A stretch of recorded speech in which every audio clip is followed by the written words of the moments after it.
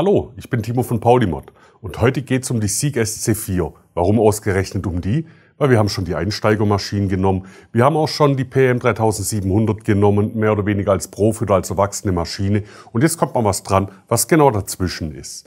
Aber bevor ich aufs Detail eingehe, schauen wir sie uns doch einfach erstmal an.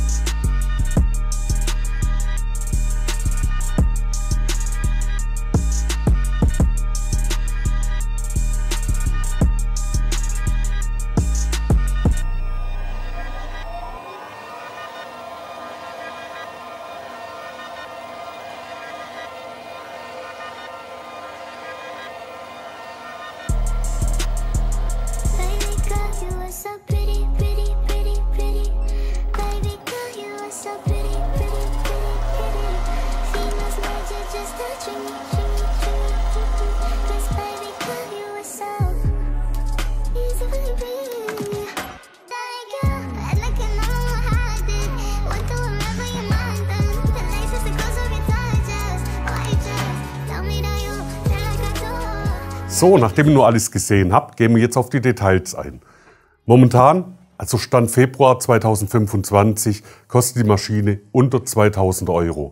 Die Maschine ist für sämtliche Werkstoffe geeignet. Für Kunststoffe, Buntmetalle, Stahl, aber auch Edelstähle. Jetzt natürlich nicht mit den großen Schnittwerten, aber es ist grundsätzlich mit der Maschine möglich. Die Maschine hat die Ausstellmaße von 1050 mm auf 650 mm auf 420 mm. Ich empfehle natürlich immer noch einen gewissen Abstand zur Wand links zu lassen, weil die Wechselradabdeckung, die sollte man öffnen können, um an die Wechselräder zu kommen. Und hinten ist der Frequenzumrichter, falls da irgendwas sein sollte, ist es natürlich auch ratsam, da einen gewissen Abstand zur Wand zu haben. Die Maschine selber hat einen 1000 Watt Motor. Mit den 1000 Watt kann man Drehzahlen von 100 bis 2000 Umdrehungen fahren, was natürlich gut ist für schwere Metalle oder wenn man auch mal ein Gewinde schneiden muss, beziehungsweise wenn man dünnwandige oder dünne Materialien hat oder auch weiche Materialien. Alle unsere frequenzgesteuerten Maschinen, sowie die SC4 oder auch alle anderen, sind mit 230 Volt ausgestattet. Das heißt, ein ganz normaler Steckdose, ganz normaler Hausstrom reicht aus. Das Einzige, auf was ihr zu achten habt, dass es mindestens eine 10 Ampere Sicherung sein sollte, weil sonst hat euch die Sicherung raus, wenn ihr sie einschaltet. Die Maschine hat ein 125 mm Backenfutter und einen Umlaufdurchmesser von 210 mm über dem Maschinenbett. Die Spitzenweite ist 510 mm. Und damit kann man natürlich auch lange Teile bearbeiten. Wir gehen jetzt mal ins Genauere rein und zwar hier erstmal ganz links Wechselradkasten. Wenn ich hier die Schraube löse, seht ihr als erstes ist der Strom weg.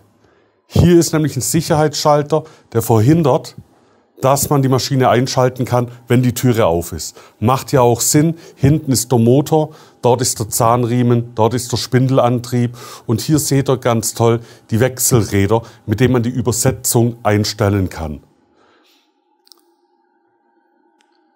Wenn man hier oben das Zahnrad wechselt, läuft es gegenläufig, das heißt, man kann auch links Gewinde schneiden. Das heißt, die Möglichkeiten, die wir beim Gewindeschneiden selber haben, die sind relativ hoch dadurch. Ich mache das jetzt mal wieder zu. Ihr seht, die Maschine wird wieder bestromt. Man sieht es, der Drehzahlmesser ist angegangen. Und dann können wir hier auch ganz gleich schauen. Hier schaltet man ein, hier schaltet man aus. Hier ändert man die Drehrichtung. Und hier, ich demonstriere es mal, stellt man die Drehzahl ein. Das ist ein Vorteil von der frequenzgesteuerten Maschine. Man kann variabel in der Drehzahl sein.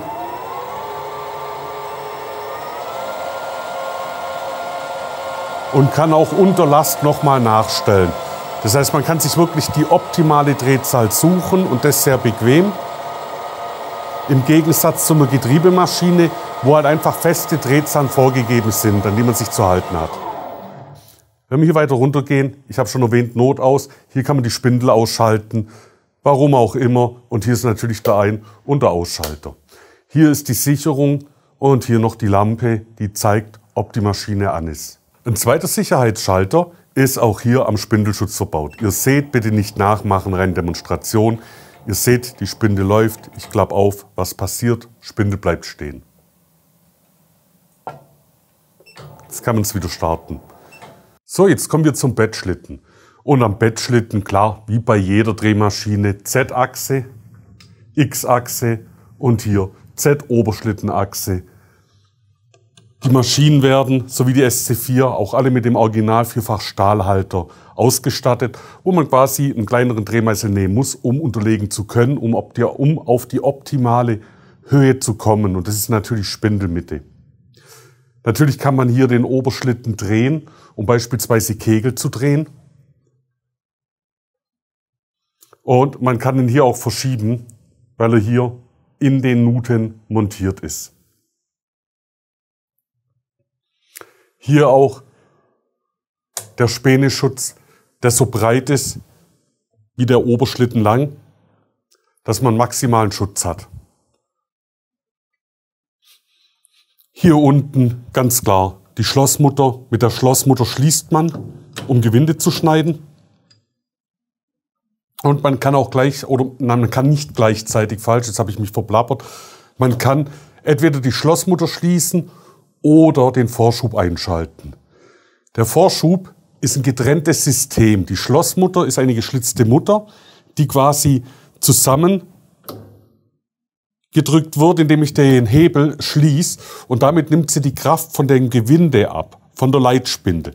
Das ist aber eine kombinierte Leit- und Zugspindel. Das heißt, wir haben außen ein Trapezgewinde, auf das die Schlossmutter wirkt. Wir haben aber auch eine Nut, und in dieser Nut ist ein Nutenstein, der die Kraft aufnimmt und über den Küken an das Vorschubgetriebe weiterleitet. Darum ist das Vorschubgetriebe dazu da, dass man nicht nur längs, sondern auch plan automatisch arbeiten kann. Außerdem ist die Übersetzung natürlich viel, viel geringer. Man kann sagen 5:1, sprich, wenn man jetzt beispielsweise eine Steigung einstellt von 0,25 mm pro Umdrehung, was die Schlossmutter angeht, dann wäre der Vorschub ungefähr bei 0,05 mm pro Umdrehung. Ich kann das auch gerne mal demonstrieren praktisch. Ich tue jetzt die Drehzahl ein bisschen höher machen. Ganz klar, bei der Geschwindigkeit wird natürlich keiner Gewinde schneiden, aber es geht um die Vorführung selber. Ihr seht, wie schnell es läuft. Und jetzt zum Vergleich, wenn ich einen Vorschub einschalte, ihr seht, es läuft bedeutend langsamer. Das heißt für uns im Klartext, wir kriegen beim Zerspanen einfach ein schöneres, gleichmäßigeres Bild hin. Unter Umständen halten natürlich auch die Drehmeißel länger, weil man keine plötzlichen Kräfte hat, sondern immer schöne gleichmäßige. Jetzt mache ich es wieder aus, und jetzt kommen wir hinten auf den Reitstock zu sprechen. Der Reitstock, die Maschine ist ein bisschen kleiner, sie ist im semi-professionellen Bereich anzusiedeln, auch im Hobbybereich. Da ist natürlich so, dass man hinten eine MK2-Pinole hat. Die kann man natürlich hier klemmen, beziehungsweise hier mit nach vorne und nach hinten drehen, um zu bohren, zu reiben oder was man eben für Werkzeuge dran hat. Zudem hat man hier natürlich auch die Schnellverstellung, die das Ganze wirklich richtig angenehm zum Arbeiten machen. Apropos, wenn wir schon dabei sind, man kann natürlich auch im Zubehör hinten, jetzt speziell bei der SC4, auch einen digitalen Nonius hinmachen, dass man hier nicht mehr an den Nonius gebunden ist, sondern es digital ablesen kann. Dasselbe Umrüstset gibt es natürlich auch für die X-Achse oder auch für die Z-Oberschlittenachse. Die Maschine, so wie ihr sie hier seht, so wird sie angeliefert. Die SC4 kann man nicht serienmäßig mit einem Messsystem bestellen. Wer es trotzdem haben will, ihr wisst ja, wir haben ja schon mal ein Video gemacht, der kann im Mix-and-Match-Prinzip, kann er Magnetbänder, Glasmaßstäbe so anbauen, wie er denkt, wie es für ihn gut ist. Also ich persönlich würde jetzt bei der auf Magnetleisten gehen, weil die einfach nicht so eine hohe Aufbauhöhe haben. Und dann kann man die Maschinen natürlich in Eigeninitiative mit einem Messsystem nachrüsten. Das sind wir jetzt auch schon bei dem Thema Zubehör. Unter dem Produktbild ist in dem rot hinterlegten Reiter Zubehör alles aufgelistet, was mit der Maschine kompatibel ist. Vom Bohrfutter über die Drehmeißel bis hin zu andere Backenfutter etc. etc. Schaut es euch einfach in Ruhe an. So, zum serienmäßigen Lieferumfang gehört natürlich der Backenfutterschlüssel, die feste Kornerspitze MK2, die feste Kornerspitze MK3, verschiedene Wechselräder, um verschiedene Gewinde anfertigen zu können, beziehungsweise Vorschübe zu wählen. Hier natürlich das sogenannte Bordwerkzeug, Doppelgabelschlüssel und Innensechskantschlüssel und hier die Wechselbacken fürs Außenspannen. Wie bei jeder Maschine, die zu uns ins Haus kommt, wird auch die Sieg SC4 erstmal von der Transportkonservierung befreit, wird 20 Minuten laufen gelassen. Alle Funktionen werden dann gecheckt, sie werden nötigenfalls nachgestellt, so dass die Maschine einwandfrei ist. Natürlich, wie bei allen anderen Maschinen auch, bekommt ihr das Prüfprotokoll, das sogenannte Test Record, wo die Maschine auf die geometrischen Werte vermessen wird. Ihr die Soll- und die Ist-Daten auf einem Papier habt. Das ist uns natürlich sehr wichtig, genauso wie die Bedienungsanleitung, ich erwähne es auch immer wieder, in ordentlicher deutscher Sprache, mit ordentlichen Fotos, leicht verständlich. Bitte reinschauen. Was macht die Sieg SC4 eigentlich besonders? Besonders macht sie es, sie ist eigentlich nur ein bisschen größer wie eine Tischdrehbank von den Aufstellmaßen her, ist aber kräftig, sodass man auch Edelstahl damit bearbeiten kann. Wie ich schon vorher gesagt habe, natürlich nicht mit den riesen Schnittgeschwindigkeiten, sondern immer noch im Verhältnis. Aber es geht, die Maschine ist stabil genug und der Motor ist stark genug, dass man das machen kann. Zum Zweiten finde ich natürlich auch ziemlich stark, dass man nicht nur Gewinde schneiden kann, sondern hier auch einen Längs- und einen Planvorschub hat. Damit hat man eine schönere, gleichmäßigere Oberfläche und es macht einfach einen Spaß, damit zu arbeiten. Dadurch, dass die Maschine einen Varioantrieb hat, kann man auch während der Bearbeitung selber die Drehzahl minimal anpassen. Was ich mir zum Beispiel jetzt vorstellen, wir haben einen Vorschub drin und wir merken, wenn wir ein bisschen mehr Drehzahl geben, quasi der Vorschub dann schneller wird, dass man dann quasi hier nachregeln kann. So kann man da ein bisschen spielen. Die Maschine ist natürlich durch den Vario-Antrieb wartungsfrei insofern, dass man keinen Ölwechsel machen muss.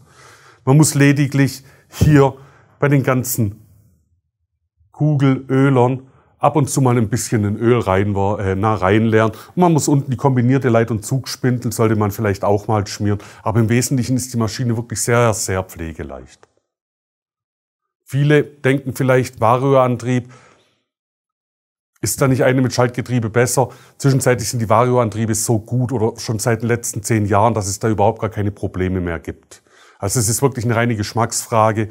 Will ich jetzt eine Maschine mit Schaltgetriebe oder will ich jetzt eine mit Varioantrieb? Ähnlich beispielsweise, will ich mein Auto mit Schaltgetriebe oder will ich mein Auto mit Automatikgetriebe? Da kann man keine abschließende Antwort geben, das muss jeder ein bisschen für sich selbst entscheiden. Es gibt an jeder Stelle Vor- und Nachteile. Aber keine gravierenden Vorteile, aber auch keine gravierenden Nachteile. Das sollte man halt auch bedenken.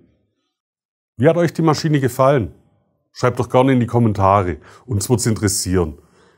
Ihr könnt uns auch gerne folgen und ein Like geben, auch auf unseren Social-Media-Kanälen wie Facebook oder Instagram. Wenn ihr wieder irgendwelche Ideen habt, und ihr habt ja wirklich gute Ideen, das liest man ja regelmäßig, lasst sie uns teilhaben. Wir können es natürlich gerne umsetzen. Falls ihr noch irgendwelche Fragen zu der Maschine habt und eine Produktberatung braucht, könnt ihr uns auch auf support@paulimod.de erreichen. Alternativ könnt ihr uns natürlich auch anrufen unter der 0731 23232. Also, ich hoffe, euch hat Spaß gemacht. Ich fand's wie immer toll. Bis zum nächsten Mal. Tschüss, euer Timo.